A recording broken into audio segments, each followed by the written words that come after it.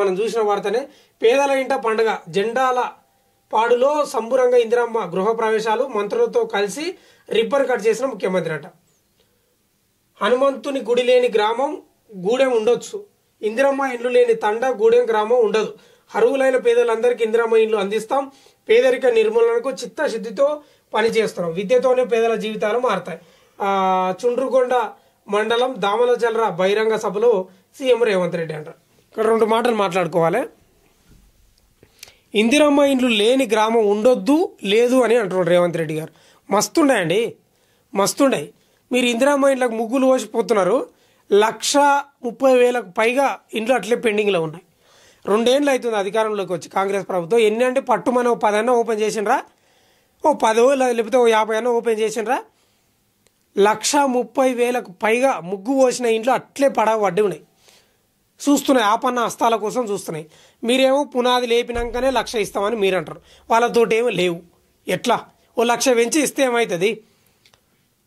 1,00,000 పెంచి ఇస్తే ఏమవుతుంది అండి?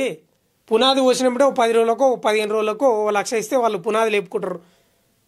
ఎందుకు? మా సొమ్మే కదా, ప్రజల సొమ్మే కదా, వాళ్ళే కదా కట్టేది, వాళ్ళే కదా పన్నులు కట్టేది, వాళ్ళ వల్లనే కదా ప్రభుత్వాలు నడుస్తుంది. మా తాగుబోతుల వల్లే కదా ప్రభుత్వం నడుస్తున్నది, మా కార్మికుల వల్లనే కదా ప్రభుత్వాలు నడుస్తున్నది. మీకు ఆదాయం వస్తున్నది, మీరు దోసుకుంటున్నది, మీ ప్రాజెక్టులలో అంచనాలు పెంచి దోసుకుంటున్నది మా ప్రజల సొమ్మే కదా. మా పేద ప్రజలకు డబుల్ బెడ్రూమ్ ఇల్లు కోసం 1,00,000 పెంచితే తప్పే ఉంది. గొప్పగా చెప్పుకుంటున్నారు రేవంత్ రెడ్డి గారు. మీరు 2 ఏళ్ళ అధికారంలోకి వచ్చి దాదాపుగా 1,00,000 ఇండ్లన్నా ప్రారంభించిండ్రా? పోనీ 10,000 ఇండ్లన్నా ప్రారంభించిండ్రా? లేదు. కారణం ఏం తెలుసా? మీరు బడ్జెట్ పెంచండి, 1,00,000 పెంచి ఇవ్వండి, గొప్పగా చెప్పుకోవడం కాదు. విద్యతోనే పేదల జీవితాలు మారుతాయి. మరి విద్యతోనే పేదల జీవితాలు మారుతారని మంచిగానే చెప్తారు. అక్కడ ఆంధ్రప్రదేశ్లో వాళ్ళు చెప్తారు తెలుగు మీడియమే ఉండాలి, తెలుగును మర్చిపోకూడదు, ఇక ఆ భాష ఈ భాష అని డైలాగులు సెంటిమీటర్ రాజేస్తారు. మీ పిల్లలేమో ఇంగ్లీష్ మీడియాలో చదివిస్తారు, కార్పొరేట్ స్కూళ్ళలో చదివిస్తారు. మీకు తెలుగే మాట్లాడడానికి రాదు మీ పిల్లలకు. తెలుగులో ఉన్న కఠిన పదాలు పలకనికే కూడా రాదు మీకు. మీరేమో ఈడనేమో విద్యతోనే జీవితాలు మెరుగుపడతాయి. మీరు ఎంత ఖర్చు చేస్తున్నారంటే విద్యకు?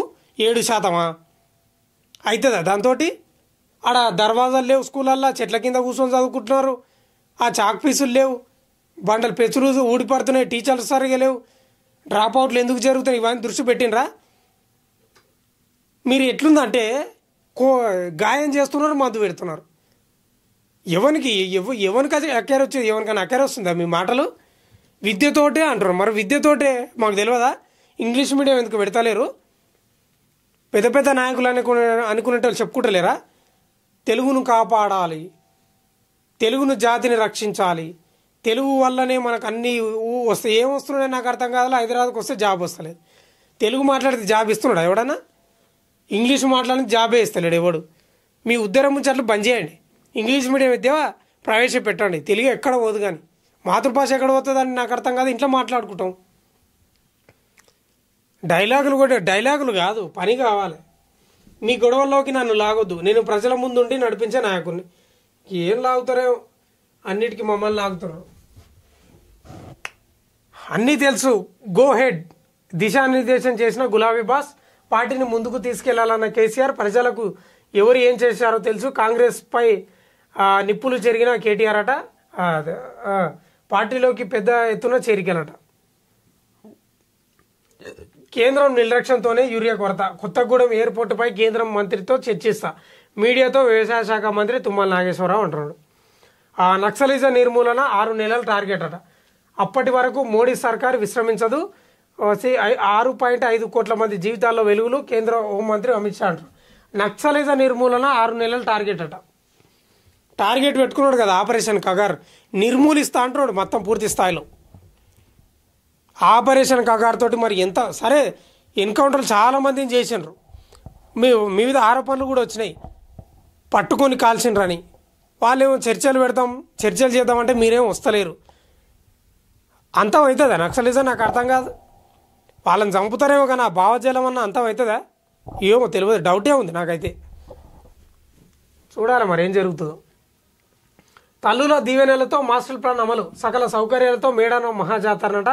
ఉత్తరాన జోరువాన, పలు ప్రాంతాలకు రెడ్ అలర్ట్. ఇంకా జాలు దేవుడా సాలు వానలు. కొట్టిన కాడికి చాలు. కొత్తగా 75 ఎంబీబీఎస్ సీట్లట కొడంగల్ వైద్య కళాశాలకు అనుమతి. ఎస్ఎల్బీసీ పునరుద్ధరణకు హెలిబోర్న్ సర్వే, ఆధునిక సాంకేతిక పరిజ్ఞానంపై దృష్టి. ఇది రాష్ట్ర ప్రభుత్వానికి ప్రతిష్టాత్మకం. 2028 జనవరి వరకు పూర్తి. అందులో చచ్చిపోయిన ఇంతవరకు బయటికి తేలే. ఏపీ అనధికారికంగా వాడుకుంటున్న నీటికి చెక్కట.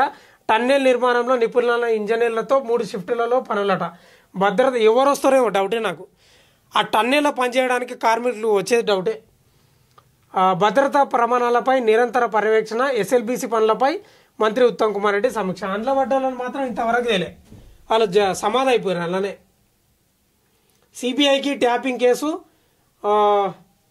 న్యాయ సలహాలు తీసుకుంటున్న సీఎం రేవంత్ రెడ్డి అంట.